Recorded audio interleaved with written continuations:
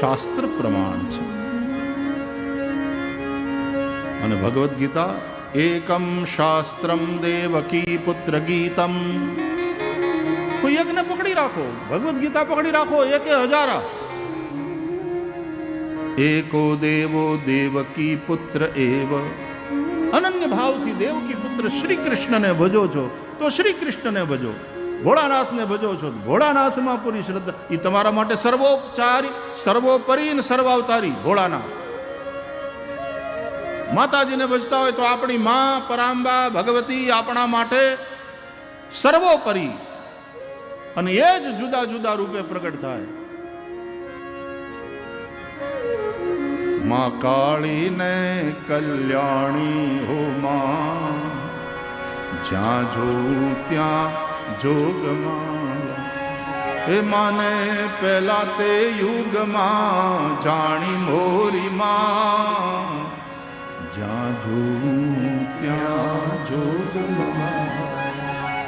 આપણા સનાતન ધર્મમાં પંચદેવોપાસનાની વાત છે.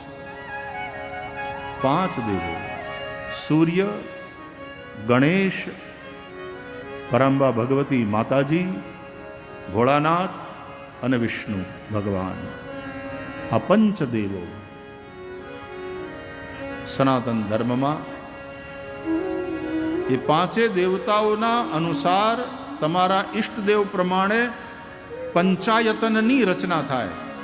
સૂર્ય પંચાયતન, ગણેશ પંચાયતન, દેવી પંચાયતન, શિવ પંચાયતન, વિષ્ણુ પંચાયતન હોય તો આ 5 મૂર્તિ.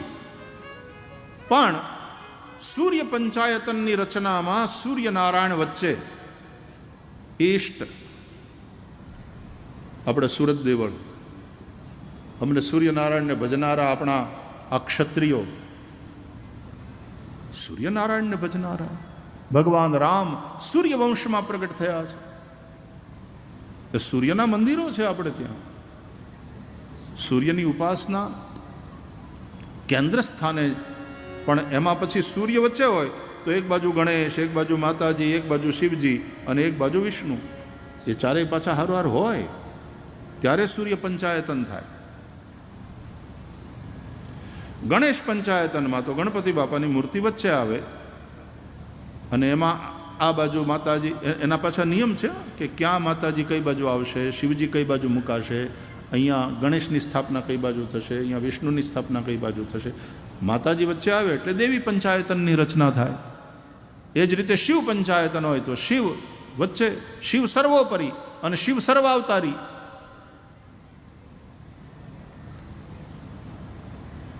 શિવપુરાણ વાંચો એટલે શિવજીના કેટલા અવતારોની કથા છે. આ બધા શિવજીના અવતારો છે, શિવ અવતારી છે. કૃષ્ણ પરમાત્મા ભાગવત વાંચો તો આ બધા અવતારોની કથા, 24 અવતારોની કથા. અને એમાં વૈષ્ણવો એમ કહે કે કૃષ્ણ અવતાર નથી, કૃષ્ણ અવતારી છે. એટલે કે બધા અવતારોનો અવતાર, એટલે કે સર્વોપરી, એટલે કે સર્વાવતારી કૃષ્ણ પરમાત્મા, રાધા કૃષ્ણ દેવ. કૃષ્ણને ભજનારા માટે સર્વાવતારી, સર્વોપરી. કારણ કે કૃષ્ણ પરમાત્મા કહે છે અનન્યાંશ્ચિંતયંતો મામ યે જનાઃ પર્યુપાસતે તેષાં નિત્યાભિયુક્તાનાં યોગક્ષેમં વહામ્યહં. તમારા માટે તમારા ઈષ્ટ સર્વોપરી છે, તમારા માટે તમારા ઈષ્ટ સર્વાવતારી છે. એ જ રીતે વિષ્ણુ પંચાયતનની રચના થાય તો આપણા સનાતન ધર્મમાં આ પંચદેવની ઉપાસનાનું મહત્વ છે. અને એમાંથી એકેને કાઢી નાખો ને તમે, તમારી મનમાની કરો અને તમે એકેને કાઢી નાખો કે આ હટાવો, આપણે આ માતાજીને હટાવો, તો આપણા ઈષ્ટ હોય ને એ જ આપણી સામે ક્યાં ગયા, દેવીમાં ક્યાં, પેલા કેમ કાઢી નાખ્યા, કેમ હટાવ્યા? એ દેવ નારાજ થાય.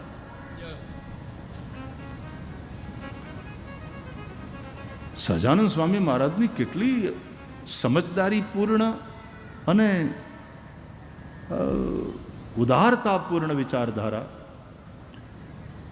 કે અમારા આશ્રિત એવા હરિભક્ત જો બ્રાહ્મણ હોય તો એણે પહેલાં શિવજીનું ત્રિપુંડ્ર કરવું, પહેલાં શિવજીવાળું શૈવી પરંપરાનું ત્રિપુંડ્ર કરવું અને પછી ઉર્ધ્વ તિલક એણે કરવું.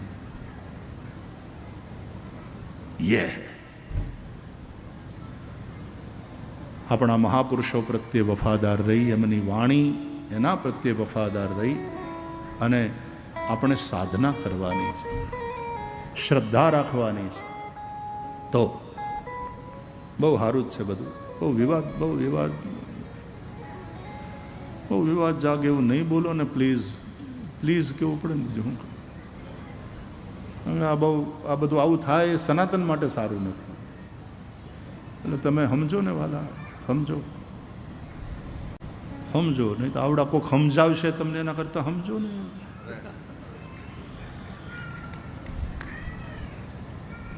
સમજો.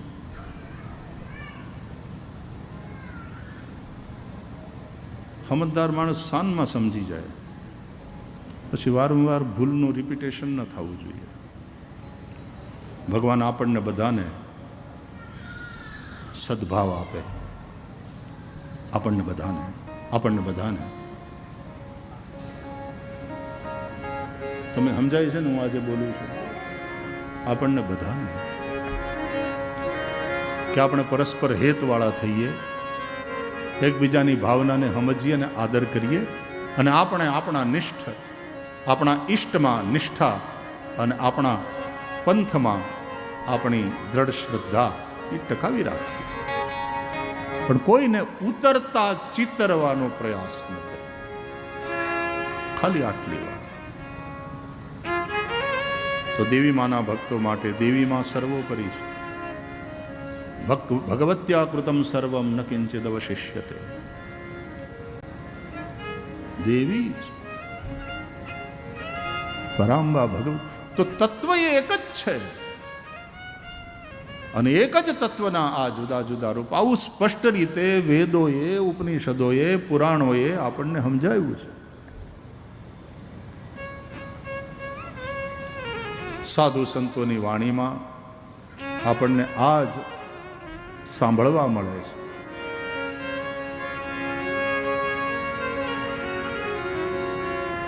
શું કર્યું આ જમવામાં?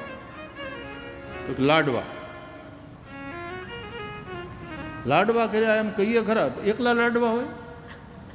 જમવા બેહો એટલે એકલા લાડવા? તો કેમ ભાઈ અરે કંઈ દાળ ભાત શાક પૂરી એવું કંઈ નથી? તો તમને કીધું તો ખરું લાડવા. અનન્ય ભાવથી આપણે તો લાડવા એટલે લાડવાનું જ ભોજન કરવાનું. ચર્ચા થાય ત્યારે કે ભાઈ હું કહેશું પહેલા દિવસે કથામાં બાપુ પહેલા દિવસ શું રાખશું? લાડવા. પછી એકલા લાડવા જ હોય? અરે સપોર્ટિંગ હોય ને બધું ફૂડ. તો દાળે હોય, પૂરી હોય, શાક હોય, ભાત હોય. પણ શું કર્યું તો કે લાડવા, કે બુંદીના લાડવા કર્યા, ચૂરમાના લાડવા કર્યા, કળિયા લાડવા કર્યા. કે શું આપવું છે લગ્નમાં? આપણે તો જલેબી. પણ જલેબી એટલે એની સાથે પછી હોય એમ. એ જલેબી તો મુખ્ય, લાડવા મુખ્ય, પણ એની હારે બધું હોય એટલે બીજાને હટાવવા નહીં. એ એકલું ગળ્યું ખાવ તોય મોઢું ભાંગી જાય. આપણી ભાષામાં મોઢું ભાંગી જાય. તો લાડવાની મજા આવવી જોઈએ ને. અમારે હળવદિયા લાડવા, એની સાઇઝ પણ આમ એક્સ્ટ્રા મોટી હોય. હળવદિયા અમારા ભૂદેવો, અને પછી ભૂદેવોની હારે રહીને હળવદમાં જે રહેતા હોય એ હજી છે થોડા ખાવાના શોખીન. તો એકવાર હળવદમાં કાર્યક્રમ હતો ને હું ત્યાં ગયો હતો. લાડવા જ કર્યા હતા. બેઠા હતા ઉતારે. એમાં મેં એમ પૂછ્યું કે ભાઈ હવે એવા ખાવાવાળા છે કે નહીં? કે ભૂતકાળની વાત થઈ ગઈ. મને કે ના, થોડા છે પણ છે ખરા હજી. મેં કીધું કેટલાક ખાય? મને કે 5-7 20 લાડવા ખાઈ જાય. ના હોય. અરે મને કે હોય. એટલે તરત બીજો ભાઈ બેઠો હતો ને કે જાતો એલા તું મોટરસાઇકલ લઈને બાઇક લઈને જા. એણે નામ લીધું એક ભાઈનું, એને બોલાયા અને બીજાને કીધું તું બાઇક લઈને જા અને ત્યાંથી રહોડેથી લાડવા લઈ આવે. તો એ ડોલ ભરીને લાડવા લઈ આવે. અને ઓલો બીજો બાઇકવાળો ગયો હતો ને, એ જે ભાઈને બોલાવવાના હતા, ડેમોન્સ્ટ્રેશન કરવાનું હતું, તો એને બાઇક ઉપર કે હાલો તમને બોલાવે ભાઈશ્રીના ઉતારે. શું કામ છે? તો કંઈક ખાવાની વાત હાલતી હતી. એ આવ્યા. હવે જમીન ઊભા થયા હતા ત્યાં પંગતમાં, પણ એને બોલાવ્યા એટલે તરત આવ્યા બાઇક ઉપર, આવીને જય શ્રી કૃષ્ણ કર્યા, પ્રણામ કર્યા. એને કહેવામાં આવ્યું કે ભાઈ ભાઈશ્રીની યારે વાત હાલતી હતી, હજી ખાવાવાળા બહાદુરો પડ્યા છે એટલે તમને યાદ કર્યા અને તને બોલાવવા માટે મોકલ્યો. એટલે તારે હવે જરાક લાડવા આરોગવાના છે ભાઈશ્રીની સામે. અરે મેં કીધું નહીં ભાઈ તને એ ઓલો કે પાછું હું તો ભાઈ જમીને આવ્યો, જરાક વધારે જમાઈ ગયું. પાછો કે જમીને આવ્યો. હવે જે ખાતા હોય ને પાછા બધા આગ્રહ કરે ને કે લે લે લે મારા આમ એક, એ કે જરા હરખું જમાઈ ગયું છે. તો એ કે હું કરત પણ હવે એ કે જમીને આવ્યો. ત્યાં ઓલો કે અરે એમ કાંઈ હોય આપણી આબરૂ જાય, તારું ખાસ નામ લઈને તને બોલાવ્યું હોય ભાઈશ્રીની સામે, તારે જો લાડવાએ મગાવી લીધા ડોલ ભરીને. તો બહુ કીધું ને એને 2-3 વાર તો કે તો લાવો લ્યો એમ કરીને બેસી ગયો. એટલે મને એમ થયું કે હવે આ જમીને આવ્યો છે, પાછો એમ કહે છે કે જરા હરખું જમાણું છે, કેટલા ખાશે વધી વધીને. તો પાછો કે ભાઈ એકલા લાડવા નહીં, એકલા લાડવા નહીં, દાળ એક વાટકો ભરીને દાળ લાવજો. જો લાડવા ભટ્ટ, લાડુ ભટ્ટ ચેમ્પિયન, એને લાડુ ખાવામાં ચેમ્પિયનશિપ લીધે, પણ દાળ જોઈએ એમ માતાજીને કાઢી ન મેલાય, દાળ જોઈએ. બેઠો મારી સામે 12 લાડવા ખાધા. લાડવા ખાતો જાય અને ઓલા દાળમાંથી આમ લઈ થોડું વાતું થતી જાય, આનંદ થતો જતો હતો, ઓલો ખાતો જતો હતો. પછી જમીને આવ્યો તો, હારીપટ જમીને આવ્યો તો, 12 લાડવા ખાધા પછી મને અહક થવા માંડ્યું એને જોઈને. એટલે મેં એમ કીધું કે ભાઈ, પેલા ભાઈને કીધું કે હું માની ગયો કે ખરેખર ખાઈ શકે. મને કે નહીં નહીં નહીં. એટલે મેં કીધું એને ખાવું હોય તો ભલે, પણ હું મને કે નહીં હજી ખાશે.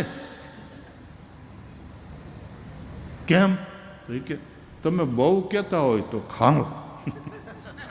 તે એણે ચાલુ રાખ્યું. તો મારી સામે 15-17 લાડવા ખાધા એણે, પણ બોલ્યો શું?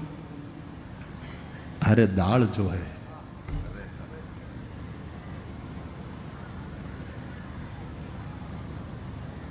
આપણા ઈષ્ટ પ્રત્યે આપણે અનન્ય ભાવ રાખીએ, અને ભક્તિ માર્ગમાં એ સિદ્ધાંત છે રાખવાનો હોય.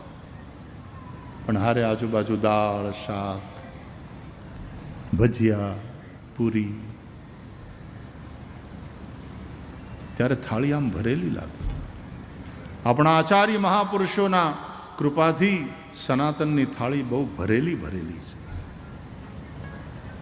ક્યાંક કેન્દ્ર સ્થાને શિવજી છે અને શિવ પંચાયતન રચાય છે, ક્યાંક કેન્દ્ર સ્થાને પરાંબા ભગવતી છે અને દેવી પંચાયતન એની રચના થાય છે, ક્યાંક કેન્દ્ર સ્થાને ભોળાનાથ છે અને શિવ પંચાયતનની રચના થાય છે, ક્યાંક કેન્દ્રમાં ભગવાન વિષ્ણુ છે. અને વિષ્ણુના જુદા જુદા સ્વરૂપો, કે રામ રૂપ હોય, કે કૃષ્ણ રૂપ હોય, કે નરસિંહ રૂપ હોય, અને એ રીતની રચના થાય છે. આપણા ઋષિઓએ બતાવેલા માર્ગે આપણે ચાલીએ.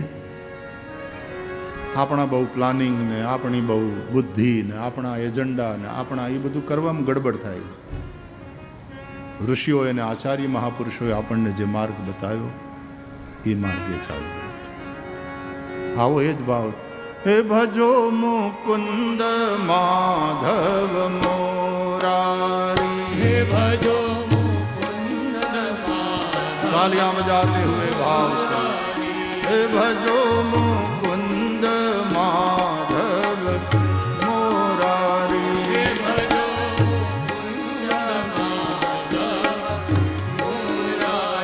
हे भजो मुकुंद माधव मोरारी हे भजो मुकुंद माधव मोरारी गिरिधारी गिरिधारी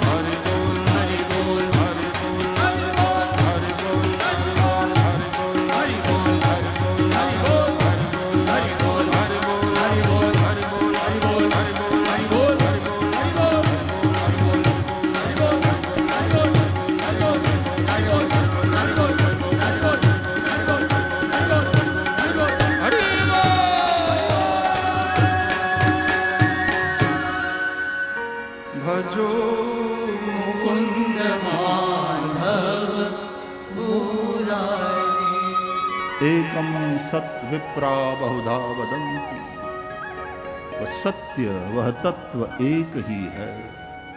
सनातन धर्म में हम उसी परम सत्य को विभिन्न रूपों में भजते हैं, विभिन्न नामों से पुकारते हैं, पण श्रद्धा बलवती राखजो अने स्वस्थ समझदारी वाली श्रद्धा राखजो। એટલા માટે જ આપણને આપણા ગ્રંથો પ્રત્યે જે વેદ સંમત ગ્રંથો છે એના પ્રત્યે આટલી આસ્થા છે. શ્રીમદ ભાગવત પણ ઇદમ ભાગવતમ નામ પુરાણમ બ્રહ્મ સંમિતમ. બ્રહ્મનો અર્થ થાય છે વેદ. આ જગ્યાએ બ્રહ્મનો અર્થ છે વેદ. બ્રહ્મ સંમિતમ એટલે કે વેદ સંમત છે. રામાયણ પણ નાના પુરાણ નિગમાગમ સંમતમ યદ. અને એટલા માટે રામાયણ પ્રત્યે, એટલા માટે ભગવદ્ ગીતા પ્રત્યે, એટલા માટે આપણા બધા ગ્રંથો પ્રત્યે આપણને શ્રદ્ધા એ માટે થઈ અને એના પારાયણો એની પરંપરા છે. નૈમિષારણ્યમાં શબનકાદિ ઋષિઓનું દીર્ઘ સત્ર ચાલે છે. 1000 વર્ષનો યજ્ઞ. ઘણા પ્રોજેક્ટ છે ને બહુ લાંબા હોય. આપણે આ જે ઉત્સવ છે બાપુ 8-10 દિવસનો લગભગ 7 દી કથા ને એની પહેલાં કેટલા 3 દિવસ પહેલાં ચાલુ થઈ ગયું હતું. આપણે 9 દિવસનો આપણો આ સત્સંગ સત્ર અથવા તો આ સમયો કે જે કંઈ કહો. સ્વામિનારાયણ સંપ્રદાયમાં સમયો એવા શબ્દ છે. સ્વામિનારાયણ સંપ્રદાયના અમુક શબ્દો બહુ સરસ. દાખલો કે એના માટે થઈને સ્વામી આટલો દાખલો કર્યો. સરસ. ભગવાનને ભજી લેવા કેવું સરસ લાગે. એ જ પ્રમાણે પુષ્ટિ સંપ્રદાયનો એક શબ્દ છે લગાવ. ઠાકોરજીને શૃંગાર કરતી વખતે લગાવ એટલે મીણ. અહીં તિલક છોડવાનું હોય, અહીંયા હડપચીએ હિરલો છોડવાનો હોય, અહીંયા કુંડલ. તો એના માટે મીણ છે ને એ શુદ્ધ કહેવાય. તો મીણથી આ બધો શૃંગાર કરવાના હોય ઠાકોરજીના. પણ મીણને પુષ્ટિ સંપ્રદાયમાં મીણ નથી કહેતા, લગાવ. કેવો સરસ શબ્દ છે. આપણા અમુક સાંપ્રદાયિક શબ્દો બહુ સરસ છે અને વિશિષ્ટતાવાળા શબ્દો છે. લગાવ. લગાવનો એક અર્થ થાય એટેચમેન્ટ. ઠાકોરજીની સાથે એટેચમેન્ટ હોય ને તો આપણે ઠાકોરજીની હારે ચોંટીએ. આ સંસારને ચોંટ્યા છીએ આપણે, કારણ કે સંસાર પ્રત્યે આસક્તિ છે. જો ઠાકોરજી પ્રત્યે આસક્તિ હોય તો ભગવાનને, ઠાકોરજી પ્રત્યે જેને લગાવ છે, શ્રી હરિ પ્રત્યે જેને લગાવ છે, अच्छे शब्द है. तो सहस्त्र वार्षिक सत्र, લાંબો કાર્યક્રમ, 1000 વર્ષનો જ્ઞાન યજ્ઞ. તો કોઈને એમ થાય કે 1000 વર્ષ તો માણે એટલું જીવે. તો જીવતા હતા ત્યારે કેટલું? એક તો સીધી સાદી વાત છે કે જૂના જમાનામાં ઋષિ મુનિઓની આયુષ્ય આપણા કરતાં વધારે હતી. ભીષ્મ પિતામાં કુરુક્ષેત્રના યુદ્ધમાં લડતા હતા ત્યારે એની આયુષ કેટલી હતી? અટાણે તો મને રિટાયર્ડ થયો ને કાં હોસ્પિટલને ખાટલે પડ્યો હોય. કૃષ્ણ અને અર્જુન એની તે ઉંમર કેટલી એ વખતે? એટલે દીર્ઘજીવી અને દિવ્યજીવી હતા એ વખતના મહાપુરુષો. એટલે ઋષિઓ લાંબુ આયુષ્ય ભોગવે અને ભજન સાધન કરતા રહે. અને બીજું ભાગવતજીના આધારે એનો જવાબ આપું કે આ 1000 વર્ષ સુધી યજ્ઞ ચાલ્યો તો એમાં જેટલા યજ્ઞમાં 88,000 ઋષિમુનિઓ ભેગા થયા હતા તો એમાં કોઈ દેવ ન થઈ ગયું. આટલો બધો લાંબો કાર્યક્રમ ચાલે 1000 વર્ષનો, તો આ બધા ઋષિમુનિઓ તો મોટી ઉંમરના હશે. તો એમાં આટલા વર્ષમાં કોઈ દેવ ન થયું? નહીં, કોઈનું મૃત્યુ નથી થયું. ભાગવતમાં લખ્યું છે વ્યાસજીએ કે મૃત્યુના દેવ યમ, એ યમને આ ઋષિઓએ નૈમિષારણ્યમાં જે યજ્ઞ ચાલતો હતો એમાં શામિત્ર કર્મમાં નિયુક્ત કર્યા છે કે આ જવાબદારી તમારી, આ તમારે આ કાર્ય કરવાનું. હવને નોખા કામની જવાબદારી આપવામાં આવે ને, કમિટી અલગ અલગ રચીએ, ભાઈ આ ભોજન કમિટી, આ ઉતારા કમિટી, આ કથા મંડપને એ બધી કમિટી, આ પ્રચાર પ્રસારની કમિટી, આ મંડપવાળી કમિટી, અલગ અલગ કમિટી નિમવામાં આવે. મૃત્યુના દેવ યમને શામિત્ર કર્મમાં ત્યાં નિયુક્ત કરવામાં આવ્યા છે અને મૃત્યુના દેવ પોતે લાંબી રજા ઉપર ઉતરેલા. કેમ કે આ કાર્યક્રમમાં એમણે ભાગ લેવાનો, એટલે એ અહીંયા હતા, કોઈનું મૃત્યુ થયું નથી. રામચરિતમાનસને વાંચીએ, ભગવાન રામ 14 વર્ષ વનમાં રહ્યા અને એ દરમિયાન અયોધ્યામાં કોઈનું મૃત્યુ થયું નથી. આ 14 વર્ષમાં કોઈનું મૃત્યુ નથી થયું, એમ કોઈનો જન્મ પણ નથી થયો. કારણ કે રામ દરસ હિત નેમ વ્રત લગે કરન નર નારી, તુલસીદાસજી કહે છે. 14 વર્ષ પૂરા થાય ને પુનઃ અમારો રામ, અમારો પ્રભુ એ પાછા પધારે અયોધ્યામાં. એ માનતા રાખીને બધા નિયમ અને વ્રત કરતા હતા. આપણે માનતા લઈએ ને એમ આવા ભાવથી, આવા સંકલ્પથી લગે કરન નર નારી, નેમ વ્રત એનું પાલન કરતા હતા. અને એટલા માટે આ 14 વર્ષમાં કોઈનો જન્મ પણ નથી, એ 14 વર્ષમાં કોઈનું મૃત્યુ પણ નથી. ભગવાનની પાદુકાને લઈ આવ્યા છે ભરતજી. એ બે પાદુકાના રૂપે જાણે સીતારામજીને જ લઈ આવ્યા છે અને પાદુકાનું સ્થાપન કર્યું છે ભરતજીએ. તુલસીદાસજીએ લખ્યું છે, એમ લાગ્યું કે જાણે બે રક્ષક ભગવાને આપ્યા બે પાદુકાના રૂપમાં. એણે રક્ષા કરી છે અયોધ્યાની, એણે રક્ષા કરી છે અયોધ્યાના એક એક જીવોની. કોઈનું મૃત્યુ થયું નથી, કોઈનો જન્મ પણ થયો નથી. તો 1000 વર્ષનો